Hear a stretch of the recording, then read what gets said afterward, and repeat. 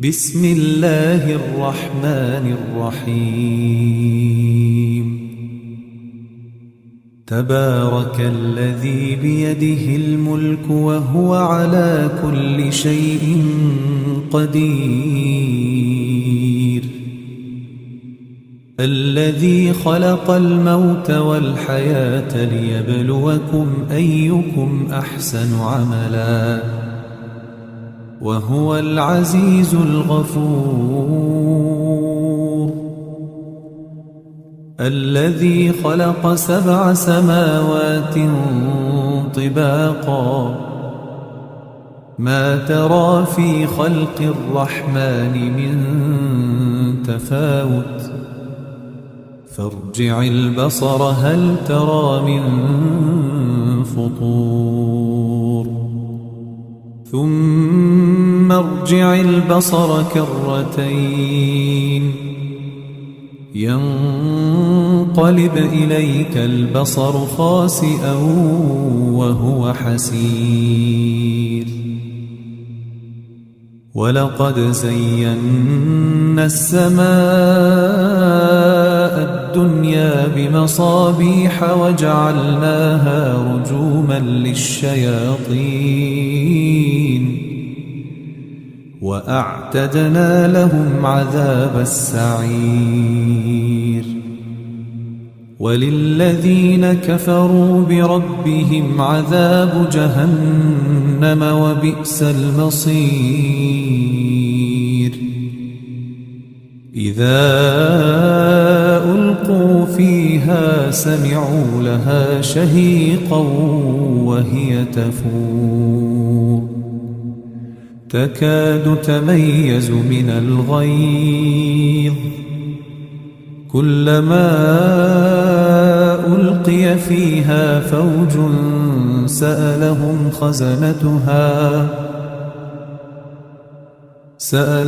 خزنتها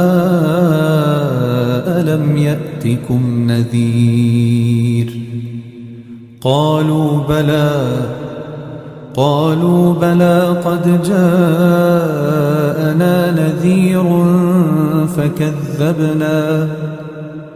فكذبنا وقلنا ما نزل الله من شيء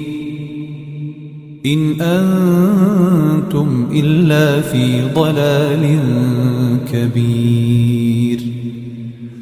وقالوا لو كنا نسمع أو نعقل ما كنا في أصحاب السعير فاعترفوا بذنبهم فسحقا لأصحاب السعير إن الذين يخشون ربهم بالغيب لهم مغفرة وأجر كبير وأسروا قولكم أو اجهروا به إنه عليم بذات الصدور ألا يعلم من خلق وهو اللطيف الخبير هو الذي جعل لكم الأرض ذلولا فامشوا في مناكبها وكلوا من رزقه وإليه النشور أأمنتم من في السماء أن يخسف بكم الأرض فإذا هي تمور أم أمنتم من في السماء أن يرسل عليكم حاصبا فستعلمون كيف نذير ولقد كذب الذين من قبلهم فكيف كان نكير أولم يروا إلى الطير فوقهم صافات صافات ويقبضن ما يمسكهن إلا الرحمن إنه بكل شيء بصير أمن هذا الذي هو جند لكم ينصركم من دون الرحمن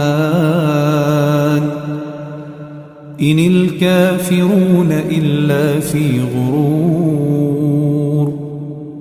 أمن هذا الذي يرزقكم إن أمسك رزقه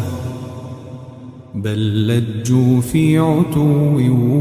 ونفور أفمن يمشي مكبا على وجهه أهدى أمن يمشي سويا على صراط مستقيم قل هو الذي أنشأكم وجعل لكم السمع والأبصار والأفئدة قليلا ما تشكرون قل هو الذي ذرأكم في الأرض وإليه تحشرون ويقولون متى هذا الوعد إن كنتم صادقين قل إنما العلم عند الله وإنما أنا نذير مبين فلما رأوه زلفة سيئت وجوه الذين كفروا وقيل هذا الذي كنتم به تدعون قل أرأيتم إن أهلكني الله ومن معي أو رحمنا فمن يجير الكافرين من عذاب أليم قل هو الرحمن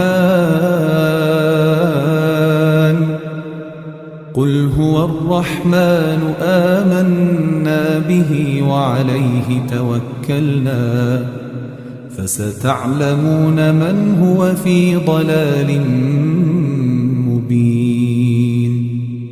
قل أرأيتم إن أصبح ماؤكم